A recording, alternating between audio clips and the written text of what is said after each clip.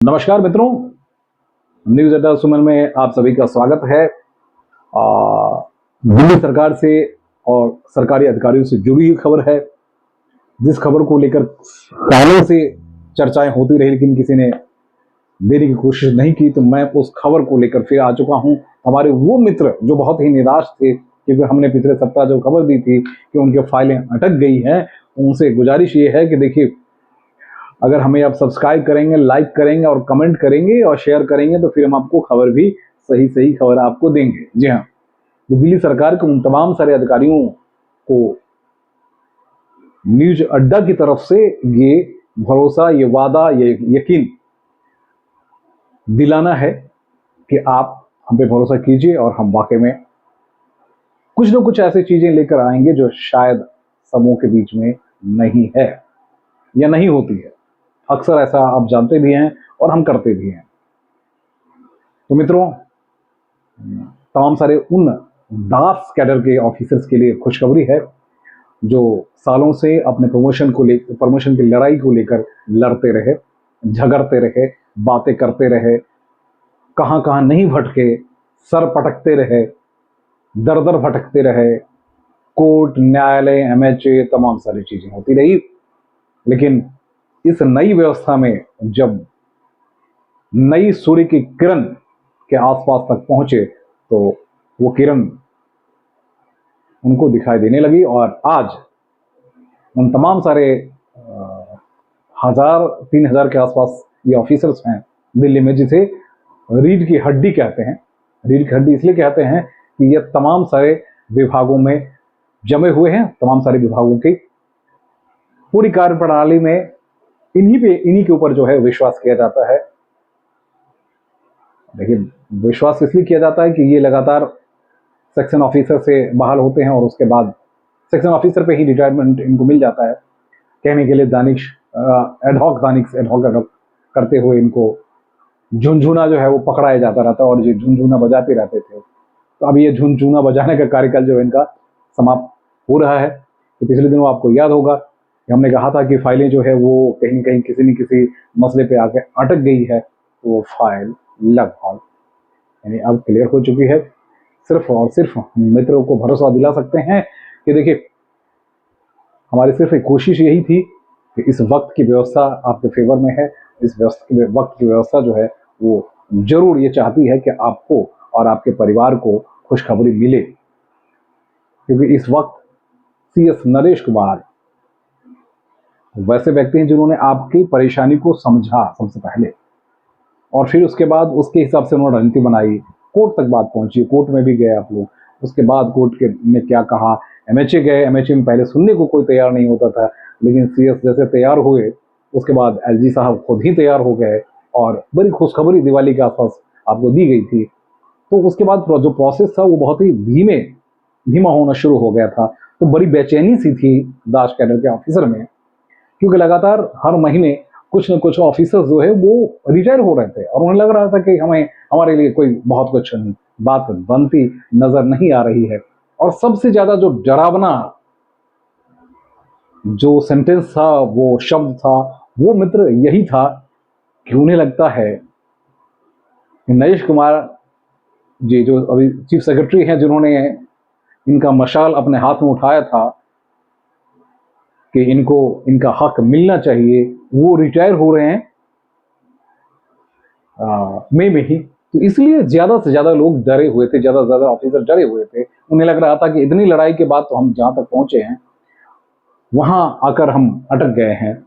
तो अगर ये लड़ाई यहीं खत्म हो जाती है, बॉस अगर चले जाते हैं, तो फिर इस तरह से कोई व्यक्ति इतने इंटरेस्ट लेकर तो कभी नहीं करेगा। क्योंकि आज तक सालों से जब से सरकार बनी है और जब से दास कैडर के ऑफिसर सिलेक्ट हुए हैं और यहां तक बढ़ के आए हैं, तो कहते हैं कि 30-35 साल से ये पूरा तजुर्बा इन लोगों का रहा और लड़ाई अपने चरम पे रही, नतीजा इनको कुछ भी नहीं मिला। तो अभी एलजी साहब और नरेश कुमार जी और साथ में सहयोग राजशेखर जी का भी कहिए, क्योंकि उन्होंने फाइल बनाने में और कंसर्निंग डिपार्टमेंट का और भी जो सर्विसेज सेक्रेटरी हैं उनको भी दीजिए से। तो पूरे विभाग ने इस पे बड़ी बारीकी से अध्ययन की, तमाम सारी चीजें हुई हैं। उसके बाद उसे कंसर्निंग विभाग के पोर्टल पर डाल दिया गया है। तो मित्रों, अब आप आश्वस्त रहिए, आपका प्रमोशन होगा। प्रमोशन भी कंडीशनल होना है।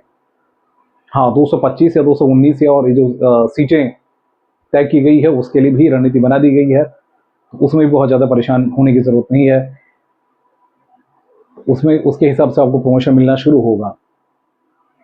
उसके बाद क्योंकि 500 की चर्चा हुई है कि 500 तक इनको बढ़ा के दिया जाए, तो वो भी कंडीशनल है, क्योंकि सुप्रीम कोर्ट में भी एफिडेविट सरकार ने दी है कि हम उस तरह की रणनीति बना रहे हैं, क्योंकि जिनको अभी तक सालों से प्रमोशन नहीं मिल पाया है उनको कंडीशनल प्रमोशन दे दी जाए।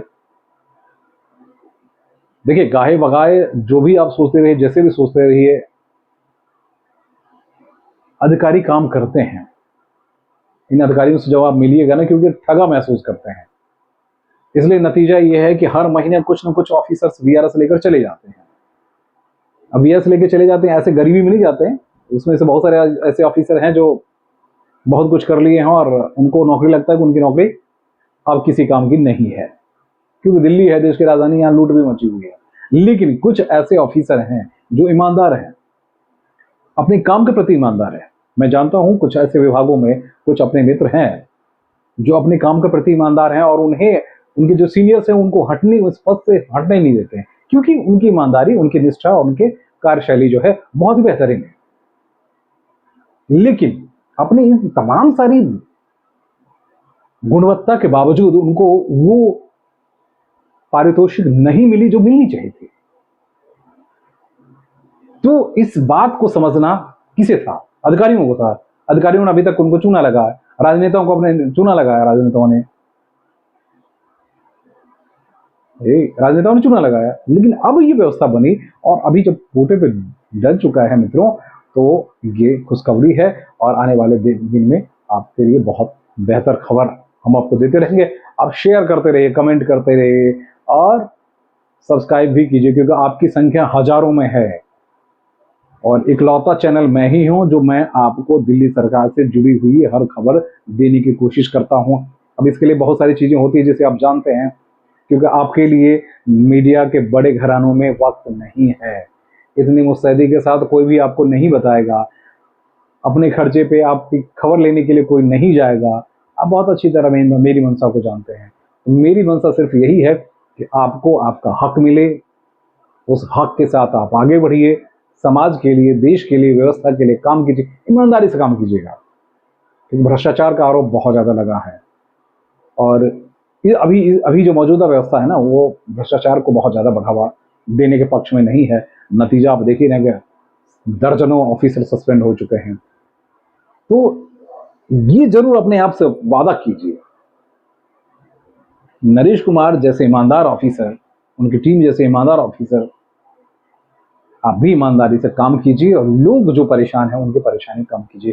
क्योंकि आप जानते हैं कि तमाम सारे विभाग हैं, जीएसटी की हम चर्चा कर ही देते हैं, जीएसटी में जाने के लिए लोग जान देने को तैयार होते हैं। वहां जो निचले लेवल पर भ्रष्टाचार है जिसकी हम बार बार चर्चा करते हैं, हॉस्पिटैलिटी में जितने भ्रष्टाचार है उसकी बार बार चर्चा करते हैं, रेवेन्यू में चले जाइए वहां भी लोग ऐसे अच्छे ऑफिसर वहां भी है, रेवेन्यू में चले जाइए। अब देखिए क्या सालों से जो जमे हुए ऑफिसर हैं, उन्हें लगता है कि जो आईएएस है वो तो आता है और चला जाता है, लेकिन दास कैडर के ऑफिसर जो हैं वो जहां जमे हुए हैं उन्हें लगता है बस हम यहाँ आए हैं तो लूट मचा के जाएंगे, क्योंकि यहाँ लूटना हमारा हक है। इस तरह की भी चर्चाएं हैं और इस तरह के भी कारनामे हैं कई। तो वैसा मत कीजिएगा कि ईमानदार टीम के साथ ईमानदार लोग जुड़िए, क्योंकि ईमानदारी के साथ आपका प्रमोशन होगा, आपका विकास होगा। आप उसी सत्य, निष्ठा और प्रेम से कर्म कीजिए। नमस्कार।